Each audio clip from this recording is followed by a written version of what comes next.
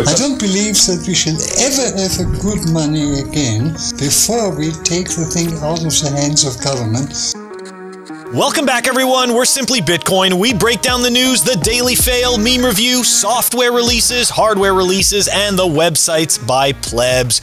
We are diving into the numbers. Let's do it, Nico. Number time! Brought to you by Bitcoin 2022. It's going to be the largest Bitcoin conference ever, hosted in sunny Miami Beach, Florida. Just announced Jordan Peterson is going to be a speaker, as well as Saifedean Adam Back, of course, Michael Saylor, Naim Bukele, Jack Mallers, Matt Odell, and the Deadmau5, the DJ, is spinning on the last day of the conference. It's going to be absolutely bonkers. You can take advantage of the link down below for 10% off your tickets to Bitcoin 2022. At the time of this recording, the block height is 724,353. The Bitcoin price, 38,180. Chain rewrite days, 694. Total public lightning capacity, 3,456.59. Moscow time, 2619.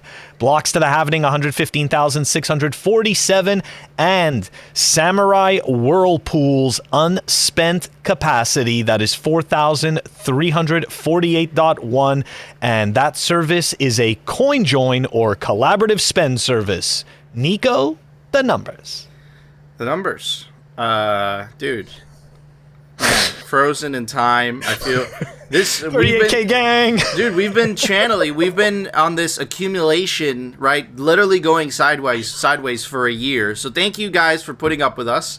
Cause yeah, dude, you want to hear a depressing stat? We were at the same exact price last year, June 2021. Same price.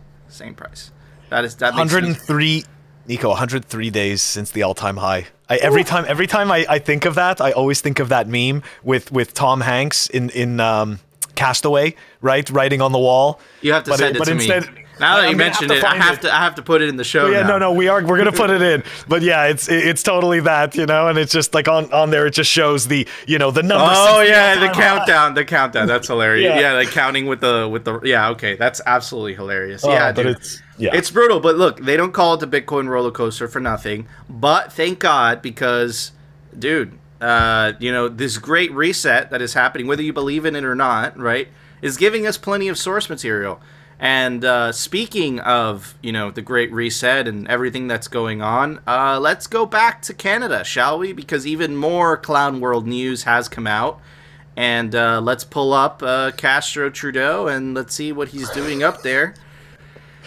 And just because he looks like it could be his son doesn't mean anything.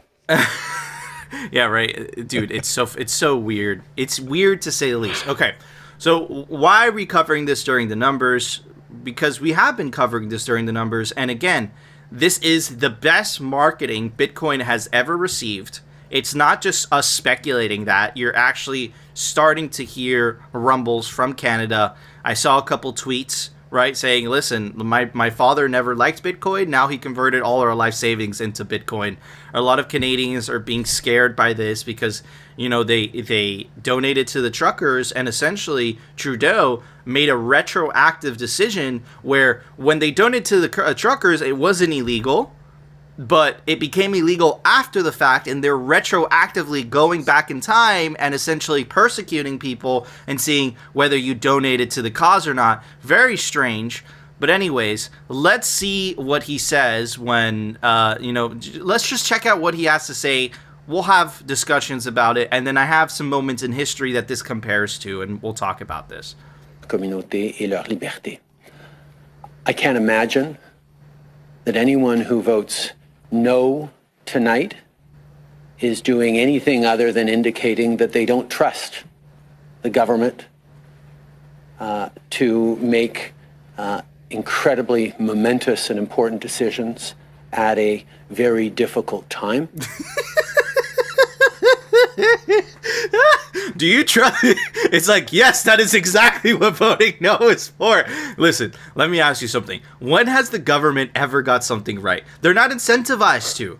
They don't have a profit motive. So it's like, dude, it's just absolutely bonkers. And anyways, We couldn't say we told you so, but that's exactly what we said. We told you so. It's like with the temporary inflation, right? When a government says temporary powers, it never ends up being temporary. Like, you know, the Patriot Act, right? All these things, right, that are supposed to be temporary. The temporary convertibility of U.S. dollars to gold, Richard Nixon, 1971. We're still waiting for that. We're still waiting for that temporary measure.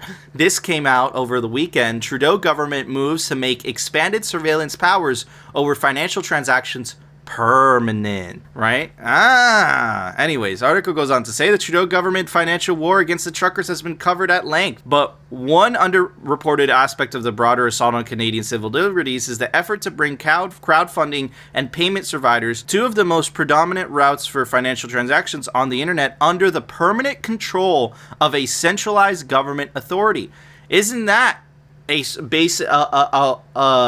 a way of a social credit system, right? If I don't like what political causes you donate to, I essentially ban you. And look, let's be frank here. These protests were peaceful, right? And we have something to compare it to, and which were, you know, the Black Lives Matter protests. They had merit to those protests as well, but you had a totally different reaction from the state, from governments, right? And those protests, they ended up being violent. They burned down a bunch of stuff, but those are okay. And these protests, which were peaceful, right, by and large, you saw nothing. It would have popped up on social media as soon as it got violent because it would have fit the narrative of the government, of the state, right? But we saw no violence, but these are considered terrorist actions. So it's very strange. It's a very convenient excuse, in my opinion. We reviewed very, very carefully the tools at the disposal of the federal government, and we used all the tools that we had prior to the invocation of the Emergencies Act, and we determined that we needed some additional tools. Oh, really? Now some of those tools, we will be putting forward measures to put those tools permanently in place. The authorities of FinTrack, I believe, do need to expand to cover crowdsourcing platforms and their payment providers. So again, right, permanent emergency powers. Now, what in history does this compare to? I'm not even being hyperbolic, right? This was the Enabling Act of 1933. This was when, a predominant, German politician of the 1930s and 40s. This is the Emergency Act that he used to consolidate power over Germany and gain total control, right? And let me just read you a little bit of it. It says, the Enabling Act of 1933 was a law that gave the German cabinet, most importantly the Chancellor, the powers to make and enforce laws without the involvement of the Reichstag or Weimar President Paul von Hindenburg. Critically, the Enabling Act allowed the Chancellor to bypass the system of checks and balances in the government, and the laws created under it could explicitly violate individual rights prescribed under the Weimar Constitution. What does that sound familiar to? I'm not being hyperbolic. And again, when that act was ratified, it was 1933. The atrocities of World War II started happening really in the late 1930s, early 1940s. That's when, the Holocaust and all these terrible, terrible things happened. It took 6 to 7 years, right? So this is the beginning where essentially Trudeau is declaring himself a dictator, completely bypass the Congress of Canada, and essentially saying, hey, we don't like certain transactions because of certain political beliefs. If you want to make an analogy, right, we don't like certain religious people because of their certain religious beliefs. And again, first, they froze their bank accounts. I'm not even kidding. That's exactly what they did in Germany in the 1930s and 40s. One of the first things that they did. Then they labeled their businesses as others, and then they segregated them, and then eventually they annihilated them. Now, is that going to happen in Canada? Who the F knows? But I'm just pointing out that these steps of totalitarianism have happened in the past before. And again, humans like to believe that this time is different.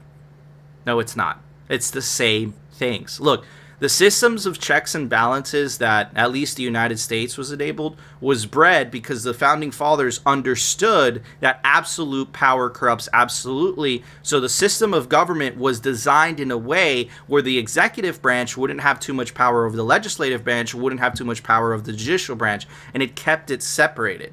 Right? But what you're seeing from Trudeau, what you saw over Trudeau, right, where he signaled that he wants to make these actions permanent is essentially saying, yo, listen, fuck all those checks and balances. I know what's best. Me, the all-knowing dictator, I know what's best for my people. And in the process, he essentially debanked, I don't know how many people so far, right? And essentially uttered them from society, right? They can't even transact. The good news is that this time, unlike the 1930s, right, we have a way out as humanity, right? And that way out is Bitcoin. And this is the reason I wanted to talk about this during the numbers today. And this is really good news, right? This is Nunchuck, which we covered. They had a badass response to, the Emergency Act. Listen, we don't hold any private keys. You guys can go fuck yourself. This is one of the tickets that they got. Half of our new support tickets are about how to move Bitcoin off exchanges. This is how we win. For those asking for tutorials, please check out BTC Sessions video. We'll add more educational content in the coming ways. Beautiful. Absolutely true.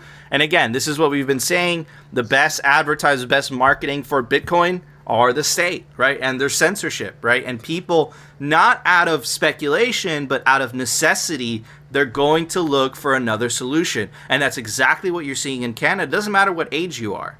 Right? When it comes to, can I put food on the table or not, you're going to start to ask questions. You're going to start looking for solutions. And that's exactly what's happening in Canada now. Now, my expectation, Phil, is that I think that this is going to get worse. I think that Canada was essentially a testing ground for what's to come, right? How far could they push this envelope before people push back? And these are very, very scary time, my friends. I'm happy I live in the US. I'm happy I live in a red state. And these are amazing times to take your Bitcoin into self-custody. Take your power back, right? Don't put yourself in a position where the state could potentially block your transactions because of certain political beliefs you have. This is not only happening in Canada. This already happened in the US around the January 6th protests, whether you agree with it or not, right? Because the country is literally divided halfway. Half the country believes it's an insurrection. There's merit to that. Half the country believes the election, some questionable things happened during the election, so they felt like they had to protest, and the protest went a little bit too far, right? Those are the two opinions in the country. A lot of people that went to the protests that weren't violent had their accounts frozen and othered and put on the no-fly zone and whatever. So again, you're having government, they've never done this before, okay? They've never done this before, where they're literally freezing and cutting people out of the financial system completely because of certain political beliefs that they have, right? And these aren't fringe political beliefs. These are a large portion, whether you agree with them or not, a large portion of the population has these certain political beliefs, and one side of the political aisle is essentially saying those are not acceptable. This is exactly what happened in Germany in the 1930s, and this is exactly what happened to some of the worst atrocities that happened in mankind. This was exactly the type of thinking that led up to that. Don't kid yourself, this time is different. Human beings have not changed fundamentally. The only thing that has changed is technology. That's the only thing. Anyways, Phil?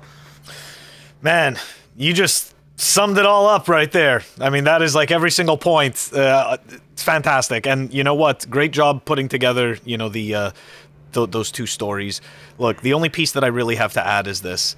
That speech that he gave about trusting the government honestly scared the crap out of me, for real. And the whole time that that you were explaining all this, all I could think about are my parents that are there. And, even though these, my parents are not by any shape of the, imagination activists or anything like that, it's still, to your point, censorship, right now, we think that what we're doing isn't wrong and we're not being censored, but we have no idea how these rules change.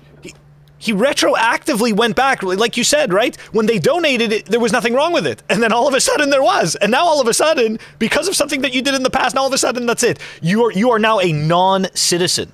We saw this on Twitter. We saw some people explaining that they became non-citizens. All of a sudden, they couldn't feed their families anymore, anything like that. The people in their families also could no longer use their accounts. I mean, that's freaky.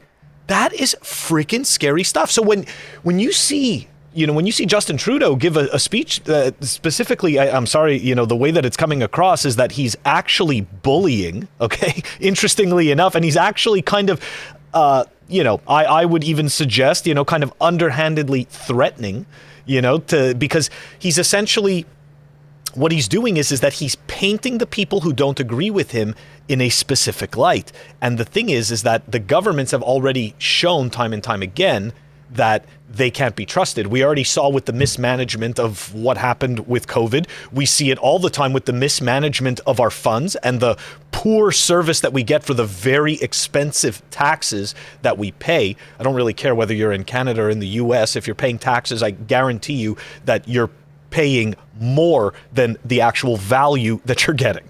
So that's already been proven. And of course, the money printer, right?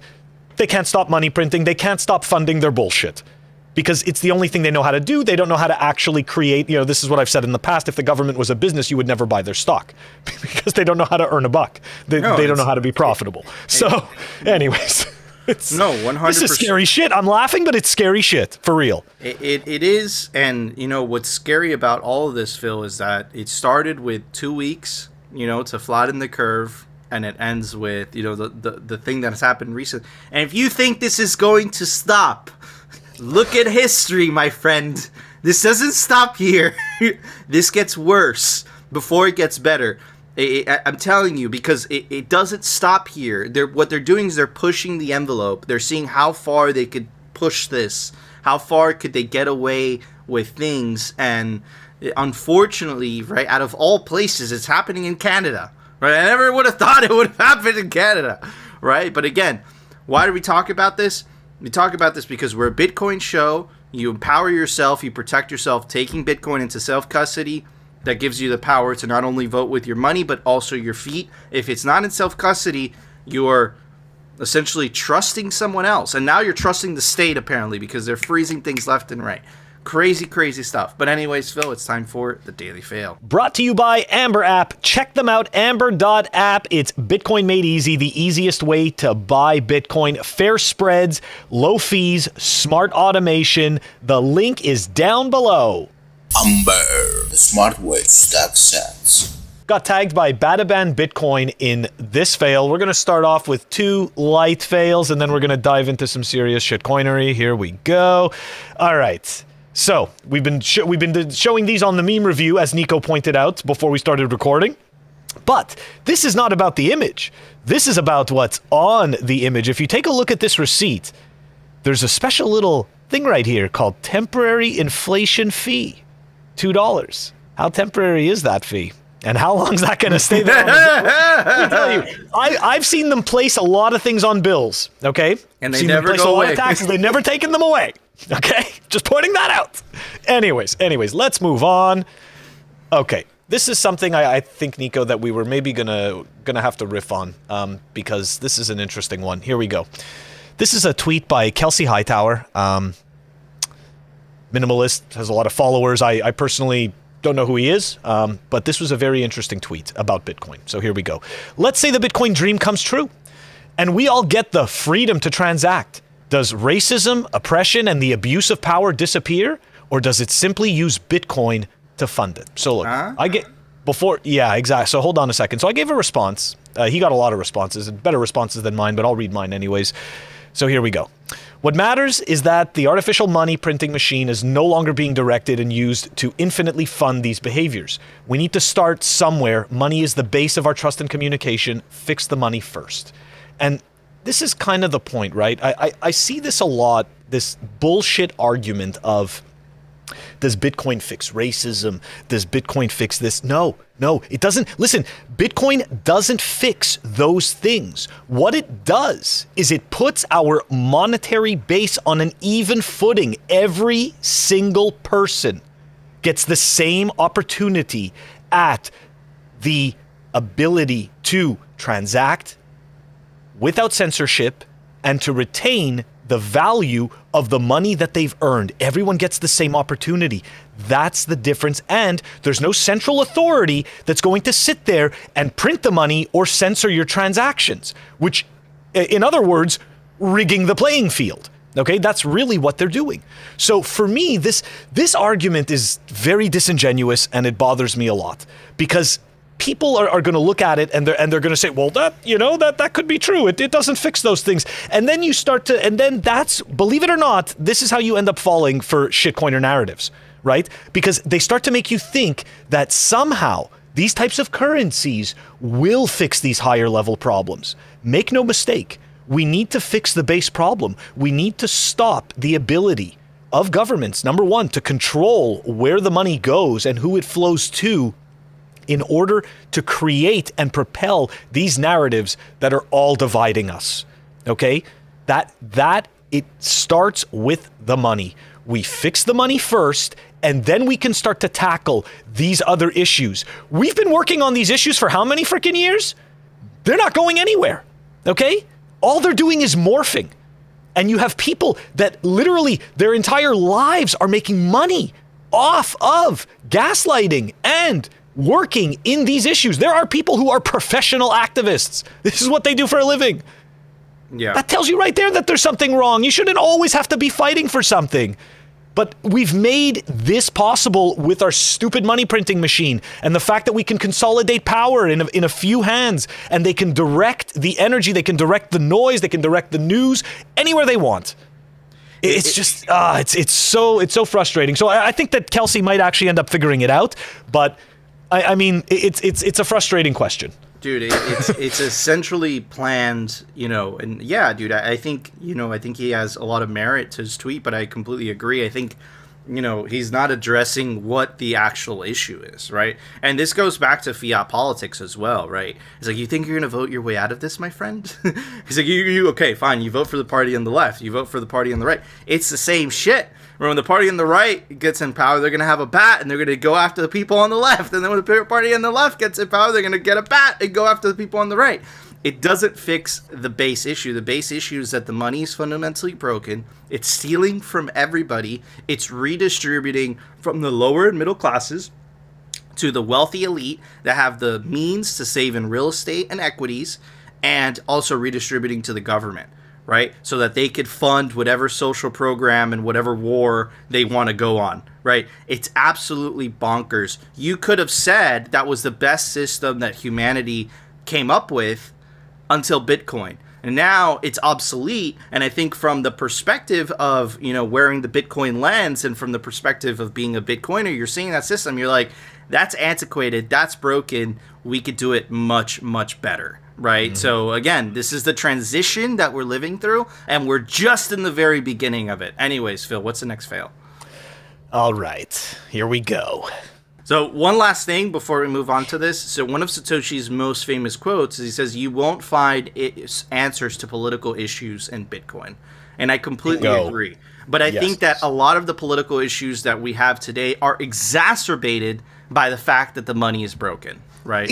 Exactly. It doesn't change that people are going to be racist. It doesn't change that they're going to be taught terrible information. It doesn't change any of those particular human behaviors. What it does is it aligns our incentive model. Okay. Yeah. And it takes the money printing out of these people's hands, which clearly can't be trusted. Anyways. It insulates capitalism from parasites. Right. Yes. I think, that's a good way of putting it. Yeah. Yes. I like that. Okay, anyways. All right, we're moving on. Here we go, some shitcoinery. We are not blocked. Anyways, so here we go. This is a tweet from @Bitcoin Rothbard. The irony, I bet he meant to write the irony, but he wrote the iron. Anyways, the iron of this tweet, and having the ultrasound money emojis in your handle. ...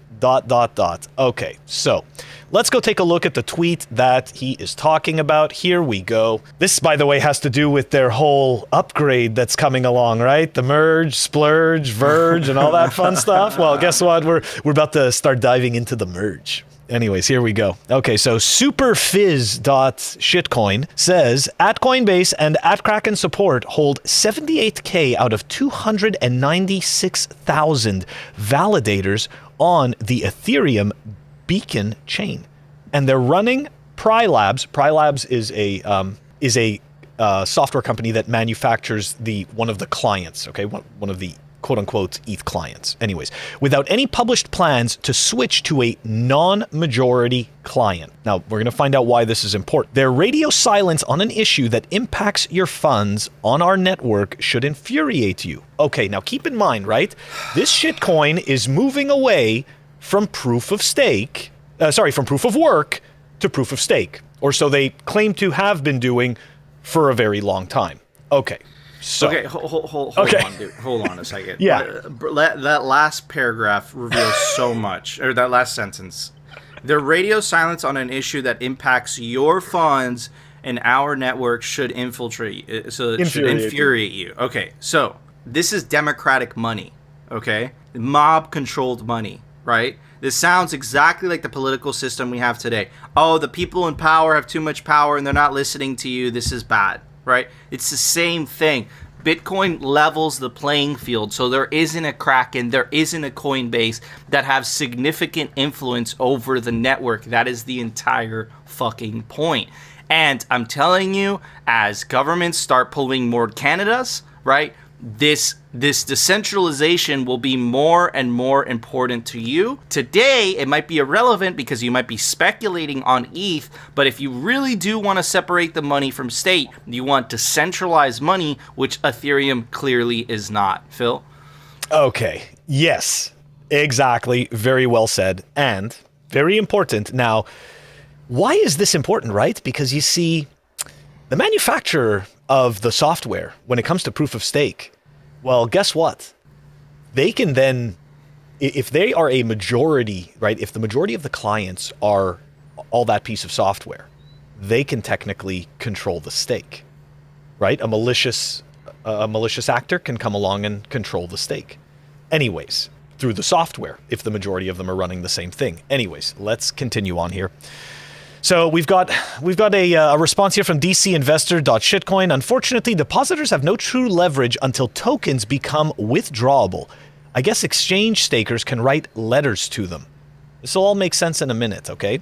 Because you see, if you guys remember, a few episodes ago, we talked about this beacon chain, right? And we explained how there's over $33 billion worth of ETH that's locked into it. And let's just take a quick look for the people who don't remember. More than $33 billion worth of ETH, or 8.7 million Ethereum tokens, have been locked into ETH 2.0. The locked Ether can neither be withdrawn nor transferred until ETH 2.0 goes live, and a hard fork, which has not been written, is required to initiate the withdrawal. Their money is completely stuck there. Before we dive into this, the beacon chain, to understand this better, I thought that this comment was fantastic. It's amazing you can understand all of this and still not be a Bitcoin maxi, okay? So they're sitting there and they're actually asking because keep in mind, the exchanges, if you understand the tweet that we started with, okay? Remember what I said, whoever controls the majority of the stake can technically be a malicious actor.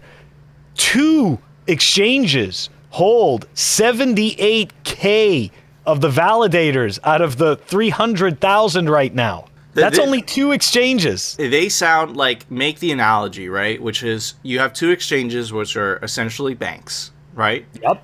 That have more influence over the network. What does that sound like to you?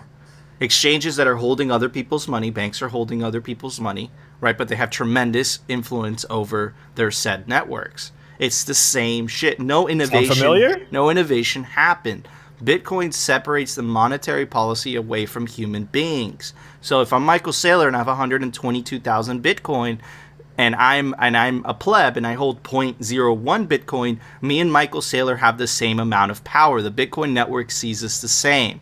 In a proof-of-stake system, that is not the case. The ones that hold more stake in the system get to dictate more of its rules. And that's exactly the system we have today. No innovation is happening. It's vaporware. Anyways.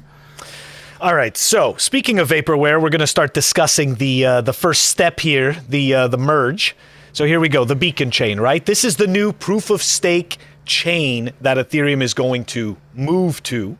Okay, and but they haven't so far. But they haven't, and there's $33 billion, as we just showed, that is locked and can't move, and the code to actually withdraw it still hasn't been written yet, but anyways, or maybe it has now at this point, but who cares? Anyways, let's dive into this, because Nico, this gets even shadier and dumber than you think, and will drive your point home even further about totalitarianism and tyranny. Anyways, let's proceed. The Beacon Chain. Beacon Chain is a proof of stake blockchain, currently runs in parallel to Ethereum, but it doesn't actually really run. You can just dump your money there and then it doesn't move. But anyways, the two will soon be merged together. The existing mainnet clients, execution clients, will continue to host the Ethereum virtual machine and validate and broadcast transactions, but will stop participating in proof of work mining and relinquish responsibility for coming to consensus on the head of the blockchain. Instead, consensus will become the responsibility of the consensus clients. And these are the clients that initial tweet, the tweeter, is so worried about, that bundle transactions from execution clients together with information required for consensus into beacon blocks, which then form the beacon chain. Miners will be replaced, this is another key, by validators who deposit Ether into an Ethereum contract, staking. This Ether acts as collateral, incentivizing good behavior. Now, I want you to think about that, right? Why is it incentivizing good behavior? Because they assume that a person won't do something malicious to the network the more that they have staked, right? Because they want to keep the network alive. But you see, it's nefarious. It doesn't really incentivize good behavior. What it incentivizes is coercion. Because now you want to go and find the other people that have as much influence on the network, and you can all work together. But I digress. I'm sure that they've thought of all these things. Here we go. Validator duties. Good behavior for a validator means participating in validating beacon blocks and they receive from peers and voting on their view of the head of the chain.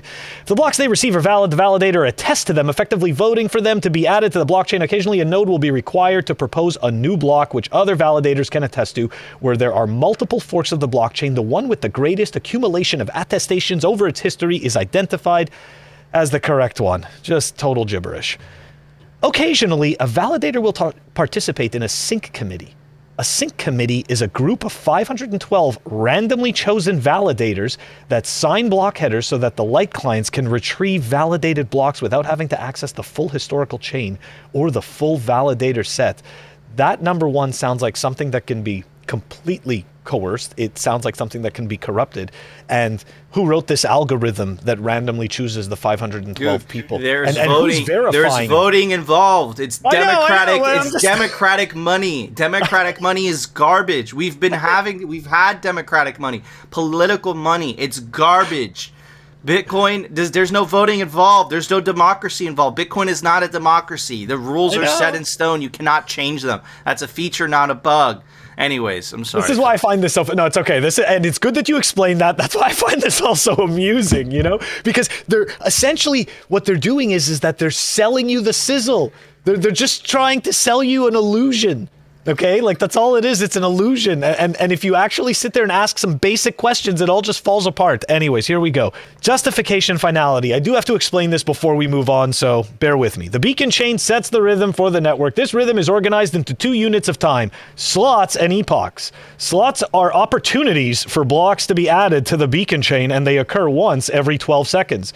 Slots can go unfulfilled, but when the system is running optimally, blocks are added in every available slot. Epochs are units of 12 slots. Slots and epochs set the pace for the blockchain. So there you go. You can figure out that an epoch is 12 seconds multiplied by 32. So there you go. Just keep that in the back of your head while I'm reading to you the rest of this garbage. So here we go. When there's an issue, okay, they've got something, because I'm not going to go through all of the terms, but when there's an issue, there's this one mechanism here called an inactivity leak, which is going to come into play a little bit later on. If the beacon chain has gone more than 4 epochs without finalizing, an emergency protocol called the inactivity leak is activated. The ultimate aim of the inactivity leak is to create the conditions required for the chain to recover finality. So that's interesting. So people can cause a situation that would cause this, and then this piece of code gets triggered automatically based on those conditions. Now, we're going to start to explain why they're getting so worried, right? Because this is the client diversity, right? Because of all the staking that's involved, you can't have all the same client software. You need to have multiple pieces of client software. So here we go, the client diversity risk scenarios.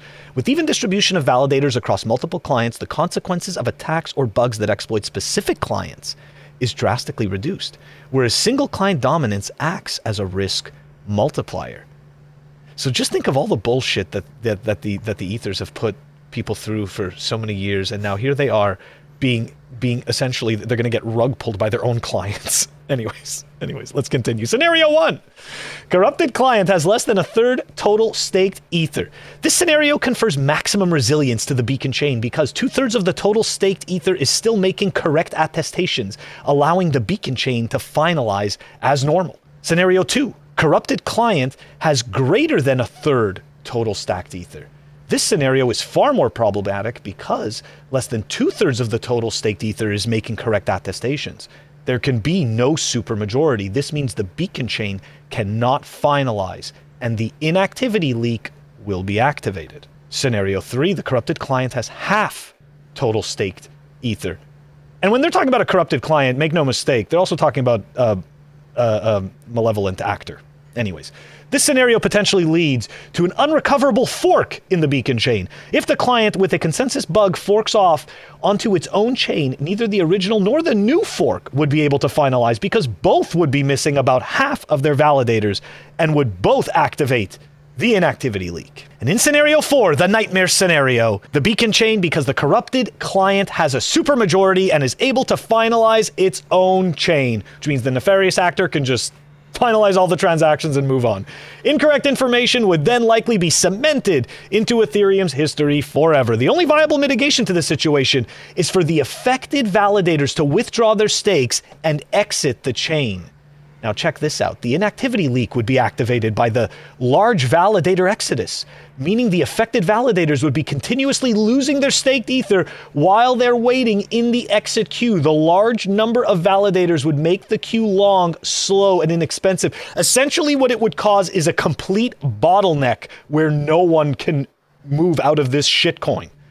And your value, your hard-earned value, is stuck AF. Other risks.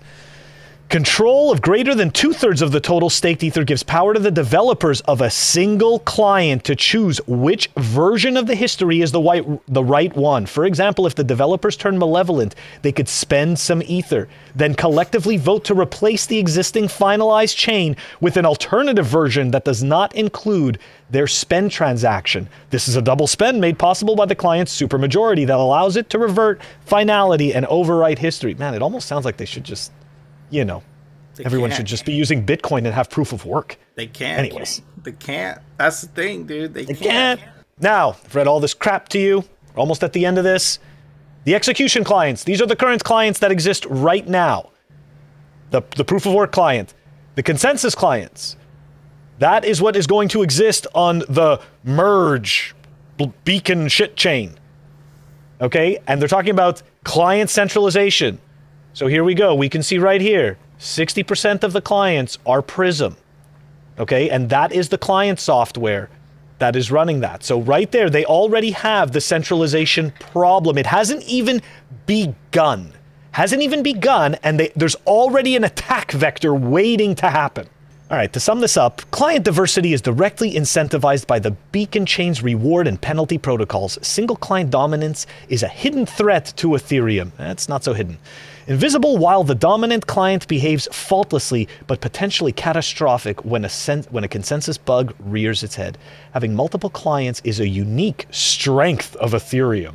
That's a load of crap. And a testament to the diligence of the developer community. However, that good work is undermined when one client controls a majority of the stake. To finish it up, I just want to talk about the point here with the stakers and the validators. This is very juicy stuff, and Nico, this is what goes to your point about totalitarianism. Staked ETH acts as collateral, incentivizing honest behavior of validators, which we explained before, okay? These staked Ether grows over time as validators are rewarded for their participation in securing the network. Validators are selected to be block proposers. They get rewarded if their proposed block gets finalized. Block proposers can also increase their reward by including evidence of misbehavior by other validators in the proposed block. These rewards are the carrots that encourage validator honesty. So I just want everyone to stop and think for a second. Snitching is part of the protocol. I just want to explain that. This is a very strange thing that, you know, we've seen in totalitarian governments that we just showed you is part of the biggest shitcoin platform that is out there, or is going to be part of their future platform.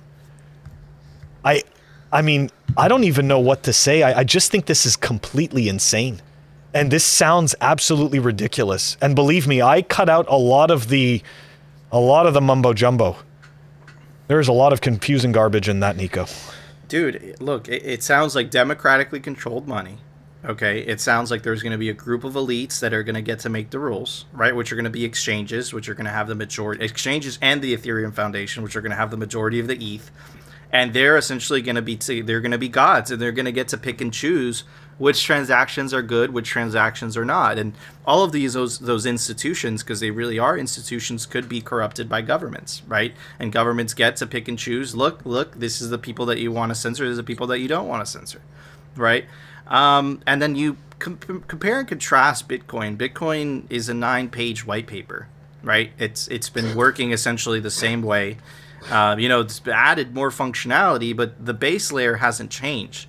Ethereum, they want to change their base layer years in. And why is this happening? Why is this development happening? And you were reading through that, Phil, and essentially the conclusion that I'm getting to is they're never going to figure this out. Ethereum 2 is never going to work out.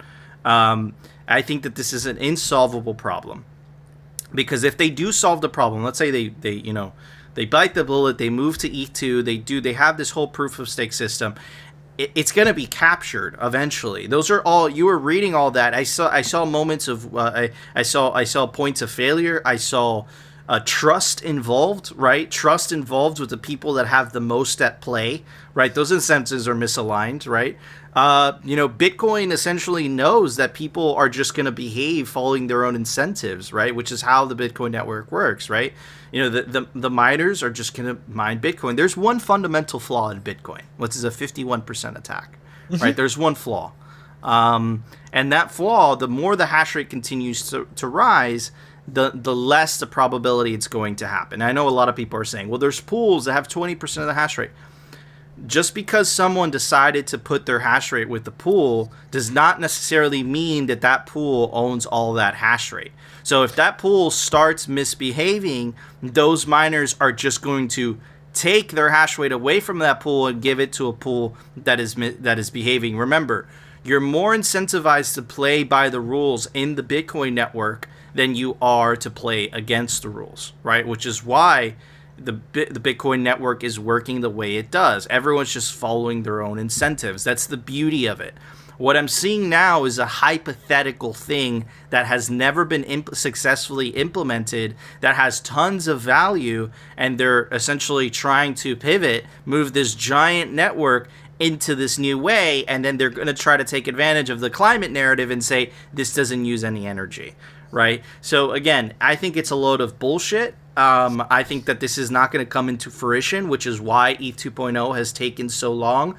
But at the same time, remember that all these ETH developers are not incentivized to understand that, because to them, they've hit a home run. Why? Because Ethereum continues to go up. If it continues to go up, that means the Ethereum Foundation could keep selling Ethereum, and they can keep funding their organization into looking into things that personally, I don't think it's ever going to work. And I think it's the incentives are misaligned. I think there's a tremendous amount of trust involved. I think it's going to concentrate power into the hands of the Ethereum elite, which sounds awfully like the fiat system that we have today, right? So again, I don't see innovation there. I see a continuation of the system we have today, which would make sense why the Ethereum Foundation would be supported by the World Economic Forum and Bitcoin would be hated, right? Bitcoin levels the playing fields with everybody, makes everyone equal in the eyes of the Bitcoin network. Ethereum is just a continuation of the fucking system we have today, dude. That you read all of that, and I'm like, holy fuck, there are so many holes in this. But anyways, Phil, it's time for the Daily Meme Review. Brought to you by Citadel 21. It's the best Bitcoin cultural zine. It's stories, articles, comics by actual Bitcoiners. And it's different volume different artwork per volume. This is volume 10. Super cool stuff. And they're scarce. There's only 1,000 copies made per volume. Get your print of Citadel 21 today. All right. This meme is brought to us by the legendary memester, Spinte. Today. Bitcoin fixes this. Warning, yesterday we noticed you criticized the government on Facebook. Your account has therefore been suspended for 14 days. Bitcoin fixes this. Very menacing. Next one's by Joko no. Whoa, I made 10x on my Bitcoin. Maybe I should trade shitcoins. 99%. I'll stay with Bitcoin. Absolutely hilarious. That's accurate. Moving on to the next one. This is by Rothmus. My paycheck. Things I want to spend money on. Government. Hilarious. All right, moving on to the next one by RD. 58K, calm. 48K, calm. 38K, calm. Accurate. All right, moving on to the next one by Gaia BTC. Are you two friends? Lightning Labs? No. World Economic Forum? Yes. Absolutely hilarious. That's a great template. Okay, moving on to the last one by Spinte. You don't need a license to fly a hot air balloon. 2. Even if I do, who's going to stop me? Balloon cops? It's very true. That is true, actually. Yeah, the analogy that, you know, you could bring with Bitcoin is that, like, dude, like, you know, build it first and apologize later. You know, but apparently that doesn't work anymore in Canada, right? You have to know the future and know what laws are going to be illegal so that you don't break them. Anyways, a little bit of a dark joke there. For that, I'm going to give it Matrix glasses. Like it. Yeah. Anyways, what would you Very do with menacing. the Very menacing. Okay. Those were great memes. Enjoyed them very much. 2 memes by Spinte, so good job on that, Spinte. I am going to give this is the lowest level hand massager. Kind of like a hand exercise thingy. Oh, it's a hand. Okay, now I know what you're talking about. Yeah, you hand squeeze. exercise thingy. You squeeze. Yeah, it's true. Okay, anyways, guys, we want to know. For the wrist. It's for the wrist. It's for the wrist. Anyways, guys, we want to know, do you agree with our memes? Do you agree with our scores and our memes? Let us know down in the comment. And, of course, make sure to join our Telegram group. Link us some Bitcoin memes to review because it is a Bitcoin meme review. We need Bitcoin memes to review. And, of course, make sure to subscribe to us on alternative video platforms like rumble.com and our personal favorite, bitcointv.com. But anyways, Phil, it's time for the daily news. Brought to you by cryptocloaks.com. They make the best 3D printed Bitcoin merch, like the famous 3D printed Bitcoin art sculpture. Opens up, you put your favorite hardware wallet in there, and also comes in the new big boy grenade size. It's absolutely huge, and you can get it in any custom color your heart desires. Really cool stuff. You can take advantage of the link down below for 5% off anything on the store, cryptocloaks.com. So this is kind of a continuation of what I was covering on in the numbers, right? Listen, the king, everyone bows down to the king eventually, and the king is Bitcoin. Everyone comes around. You could deny it for a very long time, but eventually you are going to understand it, because eventually you're going to be put in a situation where you're going to need it. Okay, and that's just the reality of it. And it could be delayed for a long time, but eventually your life is going to reach a point where you're just like, I'm going to start looking at other places. And I think that in the West, I think we've been accustomed to complacency because our systems are relatively stable and the rails are very good here. There's so many different options. There's PayPal, there's Venmo, there's Cash App, there's this and this and that. But all of those things, right, could be censored. In an era of censorship, I think an uncensorable money, or a censorship-resistant money, better said, is you know, it's coming out, it's highlighting its importance, and even the blue check marks on Twitter are coming around. Shout out to the Canadian government. Thank you, Justin Trudeau. Anyways, this is DHH. He's a blue check mark, and he is a writer for the he's a New York Times best-selling author. This is the exact person that would be bashing Bitcoin. Anyways, this is a quote from his blog post, which we're going to check out, right? And he says, "I was wrong. We need crypto. You're wrong again." We need Bitcoin. We need Bitcoin. And we just spent the like 20 minutes on the fail explaining why you need Bitcoin and not crypto. Anyways, to say I've been skeptical about Bitcoin and the rest of the crypto universe would be an understatement of epic proportions. Since the early 2010s, some of my most ferocious Twitter battles have been against the HODL army with the laser eyes. Those sound like Bitcoiners. Anyways, there's just so much to oppose. Bitcoin's grotesque energy consumption. Okay, Mr. DHH. That is a feature, not a bug. That is what makes Bitcoin uncensorable. So you're criticizing the thing that makes it the thing. Anyways, the ridiculous transaction fees, wrong, Lightning, and low throughput, wrong, Lightning. The incessant pump and dump schemes and shitcoins, you're right there. The wild price swings. But it's not our problem. In the main coins, that is absolutely, dude, the volatility thing. Do you want Bitcoin to reach the moon? Then it needs volatility. Do you want Bitcoin to attract new Bitcoiners? Then you need that volatility. Anyways, the obvious fraud that is Tether, I pretty much agreed with that. The lack of real decentralization, that is not true. The lack of real decentralization and most of the current Web3 infrastructure, he is absolutely right there. It's not Web3. He's absolutely right there. Yeah, it is centralized totally garbage. Right. Beyond all these real problems and challenges, my bigger beef was actually fueled by the lack of imagination. I could see the fundamental promise of a digital currency free of banks if you were living in a failing state like Venezuela or an overtly authoritarian one like China or Iran, but how was this relevant to the vast number of Bitcoin boasters living in stable Western democracies governed by the rule of law? This is what I was talking about.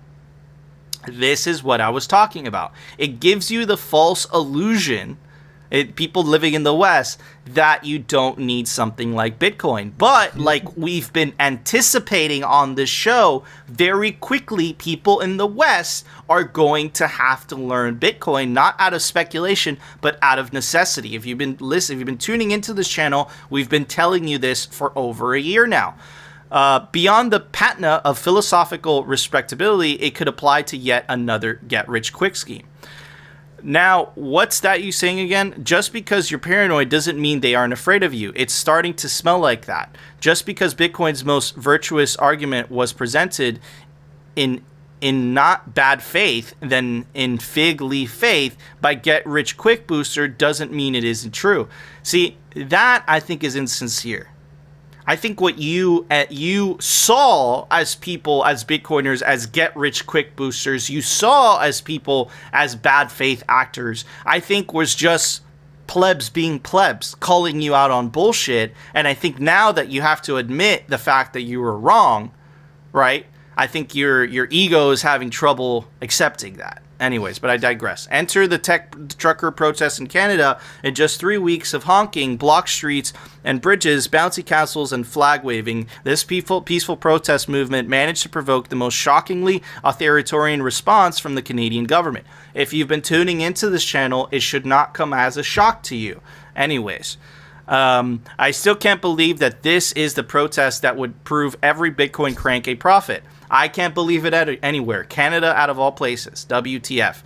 And for me to have a slice of piece of humble pie and admit that I was wrong on Bitcoin's fundamental necessity in Western democracy. Not crypto. Anyways, especially since I have some sympathy with fears projected by the US progressive left who spent 4 years fighting Trump might pull stunts like these, then it turns out that the worries of an authoritarian overreach would be fulfilled by left-leaning Trudeau to the north instead. Who's writing the script? M. Night Shyamalan. But in a weird way, I'm glad we all got this warning from Trudeau in Canada and not Trump in America. It would have been far too easy for Europeans in particular to dismiss authoritarian assertions of martial law from Trump as being irrelevant to the European experience. I completely agree. That is a very good point. Just like I had for so long deemed the practical desire of people in Venezuela, Iran, or China for crypto irrelevant to the entire Western experience. I'm sitting with the same feeling here. Even just a few months ago, I would not have found it credible if you said a 3-week peaceful protest in Canada could have led to martial law, frozen bank accounts, and a terrorist financing laws being used to hunt protest donors. Unbelievable then, unbelievable now. I don't think we have any idea what kind of radicalizing seeds have been planted by Trudeau with these actions. This is one of those world events that you can imagine in a documentary of the future opening with "It all started when." And this is what tied us in with what I was saying about the 1930s in Germany, what I covered during the numbers section, right? Connect that with that. This is the beginning. This is not, we're not midway through the movie. We're at that part of the movie where shit starts hitting the fan and you start saying, oh shit. We're at that part of the movie. Anyways, but whenever this leads us next, it's clear to me now that I was too hasty to completely dismiss crypto on the basis of all things wrong with it at the moment, instead of appreciating the fundamental freedom to transact that it's currently our best shot at protecting. Which is what we've been saying for the last year, and you've been bashing at us. And now there's this very famous saying, which is, you don't notice until it's too late, right? So you've been advocating just because the West gives you this false illusion of stability and whatever. But look, if you pay attention to governments, right, they have always abused the powers that they have been given, right? This all started with the Patriot Act. The Patriot Act essentially gave the government tremendous amount of power over bank accounts. And essentially, if you were deemed a terrorist or whatever, they could freeze your bank account because it was all under the guise of protecting the United States from another September 11th attack. Where 20 years into the future, the law remains, right? But the terrorist attacks haven't, you know, again, huh? And now they're being used against their own citizens, was as the case in January 6th. And in Canada, now they're implementing their version of the Patriot Act, essentially giving the government, listen, we don't agree with your type of protest, frozen bank accounts. Right then and there. Booyakasha. Right? Which is what Bitcoiners have been saying for years. We've been saying, listen, if there's that people with that much power, obviously they're going to use that power to keep themselves in power. Right? Which is going to lead to censorship, which is going to lead to persecution. Only Bitcoin protects you from that type of collective mob. It protects you from governments, right? And it's funny because governments want to regulate Bitcoin, but in fact, Bitcoin is going to regulate governments because it's going to empower the individual over the state. It moves the balance of power from the state back to the individual. It gives the individual the ability to not only vote with his feet, but also his wallet. I think, and I'm going to go on a limb here, and I'm going to make this claim, I think it would have saved millions of Jews during the Holocaust in the 1930s, because it would have given them the ability to leave, to walk away, to get out of the madness. And I know a lot of them, right, if you read history, unfortunately, they got stuck there because they couldn't take their stuff with them. They were othered, right? So Bitcoin changes that. It changes the world for the better, right? It breaks the cycle. We need to separate the money from state, or this cycle of totalitarianism and authoritarianism is going to keep happening because governments have so much control over the people through monetary policy and because people are using the state's money. We need to change it as a species, and this will lead to a new era of a renaissance and freedom, and I can't wait for that. I can see it. I can see it. I can peek over the fucking hill and I can see it, but we have to fucking get over this bumpy ass, atrocious hill full of sharp, jagged rocks first. And I think that we're just beginning on that journey, Phil. I think we're just taking the first steps, right, of this final hill that we have to climb and we have to conquer, dude. And it's very terrifying, but I'm really glad, right, that what's happening in Canada is waking up some progressives in the United States, some lefties in the United States, and saying, holy shit, that is scary. I could see how if Trump theoretically could get back into office, could use that against us. This is why something like Bitcoin is important, right? So I'm super glad and I'm super grateful. Shout out to the Canadian government. Amazing marketing. Phil? You know, quite often I've heard that the final boss of Bitcoin is the Bank of International Settlements, or, you know, the central bankers as a whole, the IMF, anyways, all kinds of combinations. I'm going to go out on a limb after looking at all that information, and I'm going to say the final boss is ourselves. We have to get out of our own way, and we all have to decide that we need to fix the money first. Plain and simple. And you know what? You had some fire stuff right there. You said the governments won't regulate Bitcoin. Bitcoin will regulate governments. Okay? That right there is exactly what's going to happen through a very difficult, very painful, and very, how could we say this? A lot of self-learning. Like that, because the reality is that we've always just given up into laziness and allowed central authorities, central entities to manage things. Okay? And don't get me wrong, I also believe that the reason why we're like this is because of the natural human condition. People will argue, you know, with me, but I believe that the natural human condition is laziness. And this is where all the innovation comes from. I mean, think about it. If we weren't lazy, we wouldn't have come up with the wheel. If we weren't lazy, we wouldn't have come up with fire. We want it to be warm, right? We wanted to figure out what's the easiest way to, you know, easiest way to create the heat and to feed ourselves. Fire.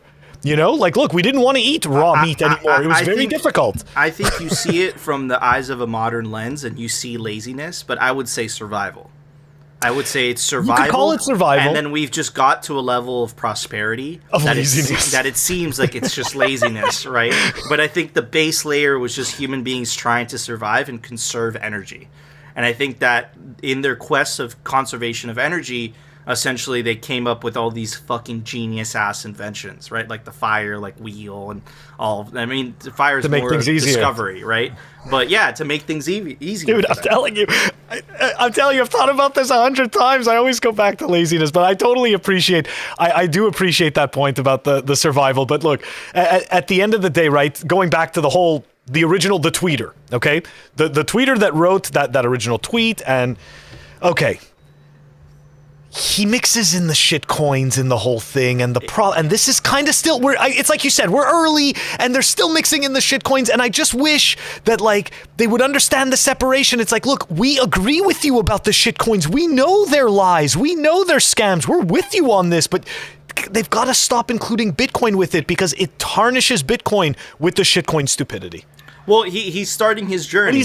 He's starting his journey, right? We showed the meme yesterday of the you know, the bell curve, or it started with Bitcoin and then shitcoin. He's on his way. He's on his way. So, you know, he's like, oh, this is useful, and then he's gonna go. This is the beginning of his rabbit hole experience.